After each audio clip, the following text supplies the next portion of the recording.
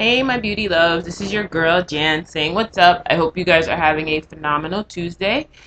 If any of you who are following my Facebook page know that I am going to be doing videos and blog posts as well as blog TV about one of the most critical things in beauty, and that is skincare. We always think of beauty as what colors to play with and makeup and all that wonderful things. But honestly, if we don't take care of this wonderful visage that we have, no amount of makeup can make it look any better, because if we put anything into our pores, it's going to clog it and make it worse. So my post last week was about dry skin, but this video is really just going to be about a few tips that I think might help you guys in helping your skin look its best at any given time.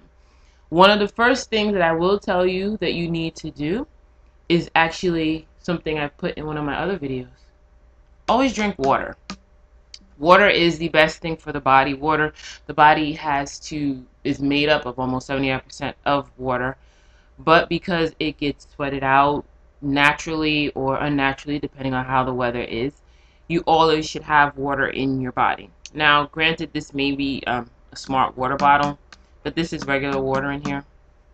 But honestly, you should always drink water. Make it a part of your diet. Make it a part of your psyche. Just make it a part of you. Since I started working at my new job, I've become more aware of just having more natural things. So even sodas I drink now are natural in the sense of natural fruit juice and sparkling water. So not even any caffeine or anything like that, just literally natural fruit juices and sparkling water. So you can find things that will be good for you internally that will help you externally. Now, for those of you that have different type of skin problems, meaning like normal, dry, combination, oily, or things like that, here's a few things to consider. No matter what your skin type is, you will need to definitely exfoliate. So whether you have a dry skin, normal skin, combination skin, or oily skin, you will need to exfoliate. And that means literally getting all the dead skin off your face and your body. So when I say exfoliation, I'm not just talking about your facial. I am talking about basically for your whole body, you should exfoliate. The body needs to have itself cleaned off. We produce skin like sheds every day. So you really should exfoliate your skin no matter what. And depending on your level of sensitivity, depends on how much you should do it. My recommendation is if you have dry or sensitive skin, you should exfoliate at least once a week. Only because if your skin is sensitive, you may not want to overpower it by exfoliating too much. There can be some redness, and no one wants to walk around looking like, you're hurt or anything like that. Believe me, I touch my skin enough, and my skin is not even that sensitive, but just me touching it sometimes too roughly can cause it to look red. So I'm just warning you. For those that may be oily, I may suggest exfoliating maybe a couple times a week because your sebaceous glands are producing more than normal. Also, for any cleansers that you may want to use, and when I say exfoliate, find something that's gentle for dry or sensitive skins, and you can go a little more aggressive if you have oily skin. For those that after you exfoliate and you want to find a great cleanser, find things that will help balance your skin out. I will tell you right now that lavender is a fabulous ingredient for helping to balance out your sebaceous glands that produce oils in your skin.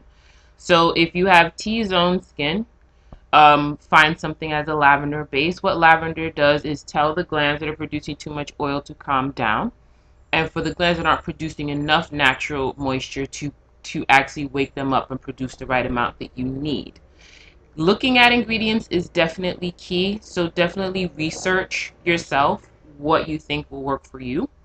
What I have learned is that if you do have oily skin, try and find things that do have more of a drying effect. One of the greatest things that does have great drying is actually coal. And I'm not talking about like or charcoal. I'm not talking about going to your when you barbecuing and putting that on your face. No, not recommended. What you should do is definitely find products that have a coal base. That definitely helps sop up any excess oil that you are producing. So that is really great for for those that may produce a little too much oil in the skin and even on the body. One of the questions I did get asked was, how do I take care of my skin, not necessarily my face, but definitely my body when, it overproduces and I get pimples on my back or things of that nature. Again, look for things, make sure you find out what your skin sensitivity is also, because just because your skin on your face may be one way, your body may be another way. So find things that will work for you. If you have dry skin, you will need to find something that's a bit more moisturizing. And, honey is a great moisturizer. Anything with aloe to help calm the skin. Look for just ingredients that really will help with moisture, but not heavily moisturized if you have dry skin. If you have oily skin, again, look for something that has a little bit more of a charcoal base or something that will help balance the skin out. Again, lavender is a perfect example of this. For you normal skin types, you guys are extremely lucky. What I would suggest is finding something that works really well for your skin. Meaning, I know we like to try different things, and sometimes our skin gets used to things that doesn't work as effective. But what you also have to remember is our skin also adapts to change of season. So if your skin is normal, maybe during spring and fall when the weather's not so bad, but then in summer you feel like you're producing, you're over moisturizing. And don't confuse sweat with over moisturizing, but you can tell if your skin is feeling a little more dewy, or during the winter where it may dry out because the air is not so moisturized or humidified. So definitely be aware of what your skin does during change of seasons. Be aware of how your skin reacts under stress.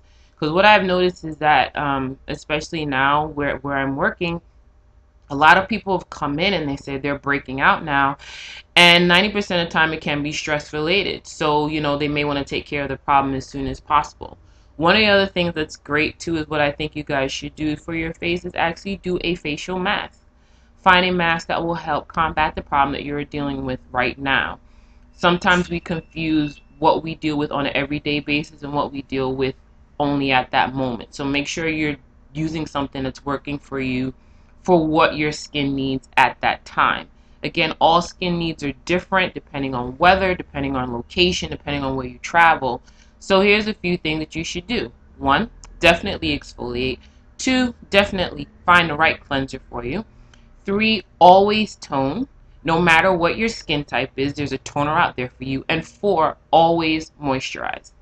And even if you have oily skin, you should moisturize as well, because after you've cleansed, after you've toned, you still need to put back some level of moisture, depending on how you want it to feel.